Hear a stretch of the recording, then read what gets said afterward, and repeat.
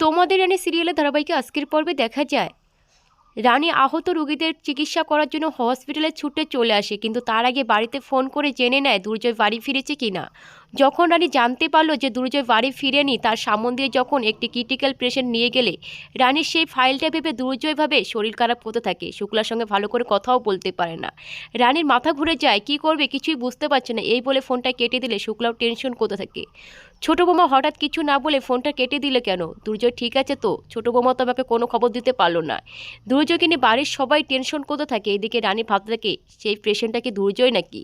তাই রানী সামনের দিকে এগিয়ে যায়, সেই ফাইলটা উদ্ধার করে রানীর শরীর খারাপ হয়ে যায়। বলছে দুর্জয় এটা কি হয়ে গেল।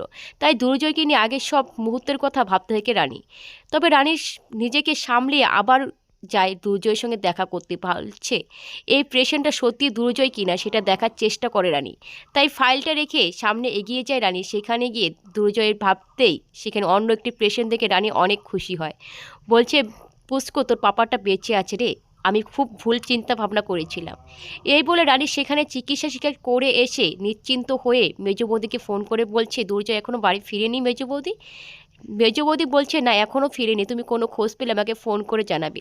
শুক্লা এর মধ্যে রানীর সঙ্গে কথা বলতে চাইলে রানী ফোনটা কেটে দিয়ে সেখানে আহত রোগীদের চিকিৎসা করতে চলে যায়। সেখানে যখন চিকিৎসা কমপ্লিট হয়ে যায় রানী ভাবতে থাকে এবার দুর্জয়কে নিয়ে কিছু একটা ভাবতে হবে। দুর্জয় কোথায় চলে গেল, ও এখনও বাড়ি ফিরছে না কেন? দুর্জয় ঠিক আছে তো? রানী কি পারবে দুর্জয়কে খুঁজে বের করতে?